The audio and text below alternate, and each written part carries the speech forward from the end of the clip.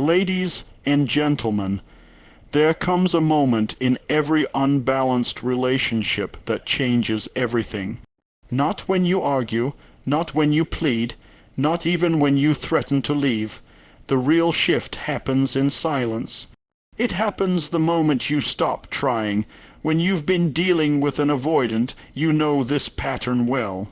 The more you lean in, the more they pull away. The more you explain, the less they hear. You give effort, understanding, patience, and somehow it still feels like you're the one losing yourself. But here's the truth most people never realize. Your effort was never the problem. Your overextension was. Avoidant behavior feeds on distance, but it also feeds on certainty. The certainty that you'll always be there, always adjust, always try harder. And the moment that certainty disappears, something inside them is disrupted, not because you begged, not because you demanded, but because you chose yourself. When you stop trying, you stop chasing clarity. You stop forcing connection. You stop proving your worth. And in that space, the avoidant is finally forced to sit with what they avoided all along. The reality of losing you. That's when awareness hits. That's when the power dynamic changes. But this moment isn't about making them come back. It's about you coming back to yourself. Whether they step forward or stay distant no longer defines your value.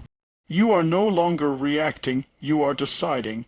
And that decision is what changes everything. Overgiving creates emotional imbalance when you are constantly the one giving more effort, more understanding, more patience. You may believe you are showing love, but over time, that overgiving quietly creates an emotional imbalance that weakens the relationship and drains your sense of self. You begin to adapt to their distance, excuse their silence, and minimize your own needs just to keep the connection alive. What feels like loyalty slowly turns into self-abandonment. For an avoidant, this imbalance becomes comfortable. Not because they are cruel, but because it removes the pressure to show up emotionally. Your consistency allows them to stay distant without consequence. They learn, often unconsciously, that no matter how little they give, the relationship will continue because you will compensate for the gap. In that dynamic, growth is unnecessary. The problem is not that you care too much. The problem is that the relationship becomes dependent on your effort alone. Love was never meant to be carried by one person.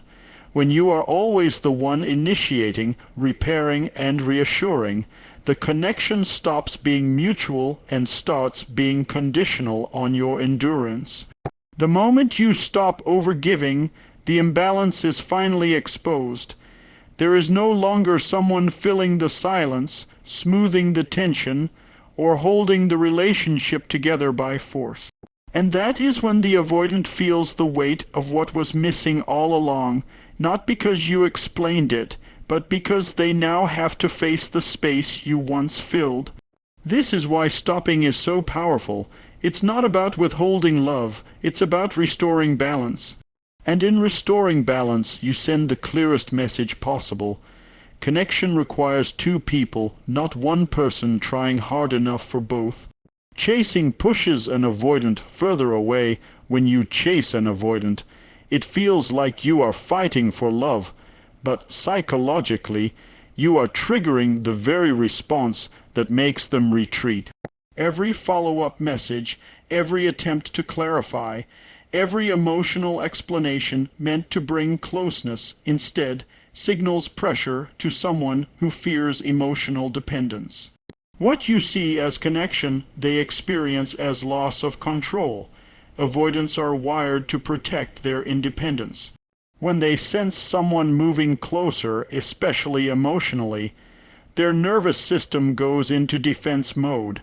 They don't think I am loved, they think I am being cornered, so they pull back not to hurt you, but to restore the space that makes them feel safe.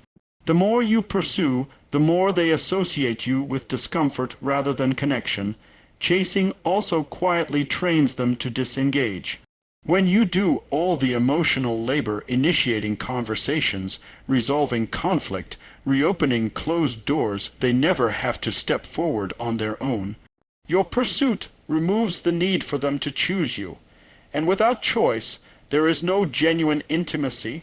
The moment you stop chasing, something critical changes, the pressure disappears, the dynamic flips. Instead of reacting to your pursuit, the avoidant is left alone with their own distance. That space forces awareness. They must now decide whether they value the connection enough to move toward it, without being pulled. This is the paradox. Letting go creates the only environment where real connection is possible, not guaranteed, but possible. Because love that has to be chased is never secure, but love that is chosen freely has the power to grow. Your silence becomes the wake-up call when you finally go silent. It is not because you stopped caring, it's because you stopped betraying yourself. This silence is not manipulation, punishment, or a tactic. It is the natural outcome of emotional exhaustion. You've said everything that needed to be said. You've explained your feelings in every possible way. And at some point, there is nothing left to add without losing yourself further.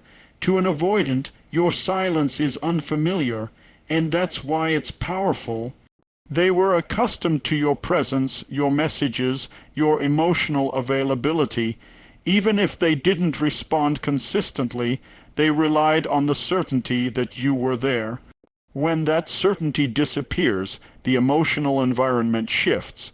The noise is gone, and what remains is awareness. Silence removes the distractions that allowed avoidance to continue. There is no reassurance to lean on, no conflict to deflect with, no effort from you to absorb the emotional weight.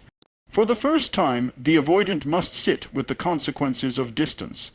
They feel the absence not as pressure, but as loss. This is often when realization begins, not always expressed, not always immediate, but deeply felt. They start to recognize the emotional safety you provided, the stability they took for granted, the connection they didn't have to earn. And they realize that what disappeared wasn't control, it was care, but the true power of silence isn't what it does to them. It's what it does for you. In that quiet space, you reclaim your energy, your clarity, and your self-respect. Whether they wake up or not, you have already stepped into a stronger version of yourself. And that is the moment everything truly changes. Detachment shifts the power back to you. Detachment is often misunderstood as coldness or indifference, but in reality, it is clarity. It is the moment you stop measuring your worth by someone else's availability. When you detach, you are no longer emotionally dependent on their responses, their moods, or their willingness to show up. You are present but no longer pleading. In an avoidant dynamic, power is rarely about control. It's about who needs the relationship more. When you are attached to outcomes, waiting for texts, hoping for change, fearing abandonment, you unconsciously give your power away. The avoidant feels this imbalance, and it reinforces their emotional distance. They don't need to move forward because you are already holding the connection together. Detachment changes that equation. You stop chasing reassurance and start observing behavior. You stop reacting emotionally and start responding intentionally. This doesn't push the avoidant away, it removes the emotional pressure that kept the dynamic stuck. Suddenly, they are no longer responding to your need, but to your absence of need. This is where the shift becomes undeniable. When you are no longer trying to convince, rescue, or prove, the avoidant is forced to meet you where you stand, or lose access to you entirely. The relationship stops revolving around their comfort and starts aligning with mutual effort.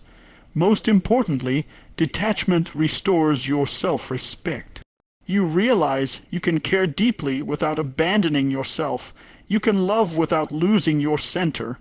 And from that grounded place, Whether the avoidant steps up or steps away no longer determines your peace, because the power is finally back where it belongs, with you. Whether they change or not, you win the final and most important realization is this: the moment you stop trying, you reclaim yourself.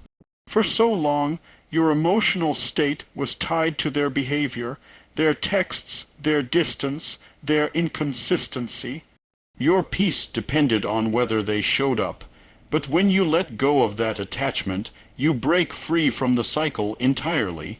If the avoidant chooses to change, it is no longer because you chased, explained, or sacrificed. It is because they felt the loss, faced their fear, and decided to grow. Any connection that comes from this point forward is different. It is chosen, not forced. It is built on mutual effort, not your endurance. And that is the only kind of relationship that can truly last. But if they don't change, you still win. Because you stop pouring energy into someone who cannot meet you emotionally. You stop negotiating your needs. You stop waiting for potential to become reality. Instead, you create space for peace, clarity, and relationships that feel safe and reciprocal. This is the quiet victory most people overlook. Winning is not about getting them back. It's about getting yourself back. It's about choosing self-respect over hope, alignment over attachment, and truth over fantasy. You no longer chase love, you allow it to meet you where you are. In the end, the moment an avoidant realizes you're done trying is not your ending, it's your elevation. Because from that moment on, you are no longer reacting to someone else's limitations. You are living from your own strength. Thank you.